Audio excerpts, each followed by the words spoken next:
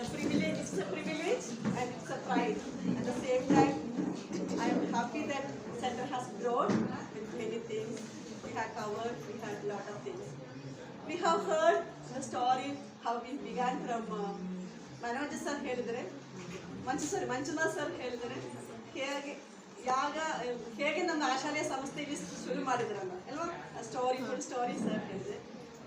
Vincent sir ಹೇಳಿದರೆ ಅದು opportunity ಪದಲ್ಲ ಒಂದು ಸ್ಟೋರಿ ಮುಖಾಂತರ ಅಲ್ವಾ ಹೇಗೆ ಆಪರ್ಚುನಿಟಿ ನಾವು ಸಿಕ್ಕಿದ್ರೆ ಯೂಸ್ ಮಾಡಬೇಕು ಅಂತ ಹೇಳಿದೆ.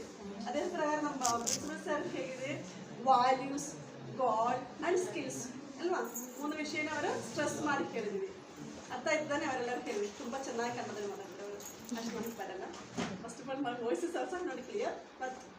ಬಟ್ ಇದೆಲ್ಲ ಹೇಳಿದ ಮೇಲೆ ಈಗ ಆಪರ್ಚುನಿಟಿ ಸಿಕ್ಕಿದ ಮೇಲಿನ ಚಾಲೆಂಜಸ್ ಇರುತ್ತೆ ಇಲ್ವಾ, ಲೈಫಲ್ಲಿ ಚಾಲೆಂಜಸ್ ಇರುತ್ತೆ.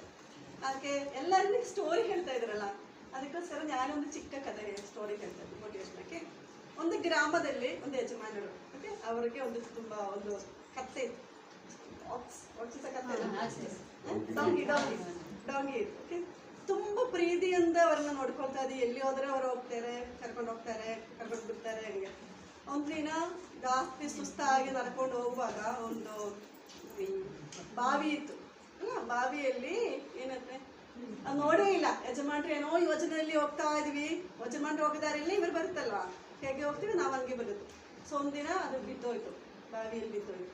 ಬಾವಿ ಬಿದ್ದೋಗ ಯಜಮಾನ್ರು ತುಂಬ ಟ್ರೈ ಮಾಡಿದ್ದಾರೆ, ಅಕ್ಕಪಕ್ಕವ್ರನ್ನೆಲ್ಲ ಕರೆದು ಹೇಗೆ ನಮ್ಗೆ ಹೆಲ್ಪ್ ಮಾಡು, ನಂಗೆ ಬೇಕೇ ಬೇಕು, ನಾನು ತುಂಬ ಪ್ರೀತಿಯಿಂದ ತುಂಬ ವರ್ಷದಿಂದ ನೋಡ್ತಾ ಇದ್ವಿ, ಆದರೆ ನನಗೆ ಆಚೆ ತೆಗಿಯೋಕ್ಕಾಗ್ತಾ ಇದ್ದಿಲ್ಲ.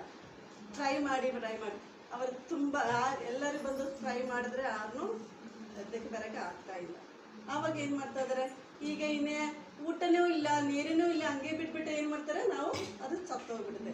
ಅದು ನೋಡೋಕ್ಕಾಗ್ತಾ ಇದ್ದಿಲ್ಲ, ಏನೇನಿಲ್ಲ ಶಾಸ್ತ್ರ ಯಾವ ಅವಸ್ಥೆಯಲ್ಲಿ ಹಂಗೆ ಇಟ್ಕೊಂಡ್ರೆ ಏನು ಮಾಡೋಕ್ಕಾಗಲ್ಲ ಅನ್ನೋ ಯೋಚನೆ ಮಾಡಿಕೊಂಡ್ರೆ ಸರಿ ಇವನ್ನೇ ಸಾಯಿಸ್ಬಿಡೋಣ ಇದು ಯೋಚನೆ ಮಾಡಿದೆ.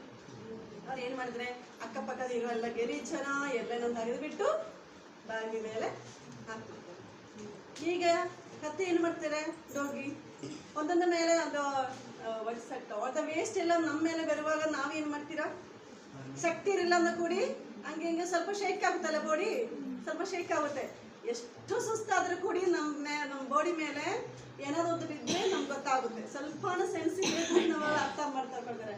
ಅದೇ ಪ್ರಕಾರನ ಇದನ್ನು ಶೇಕ್ ಮಾಡಿ ಸ್ವಲ್ಪ ಮೇಲೆ ಬಂದು ಅದೇ ಕಂಟಿನ್ಯೂಸ್ ಮಾಡ್ತಾ ಇದ್ದೀವಿ ಯಜಮಾನ್ರಿ ಮತ್ತು ಮೀದಿ ಜನರೆಲ್ಲರನ್ನು ಅದೇ ಪ್ರಕಾರನ ಎಷ್ಟು ವೇಸ್ಟ್ ಮಾಡೋಕ್ಕಾಗ್ತಾ, ಎಷ್ಟು ಮಣ್ಣು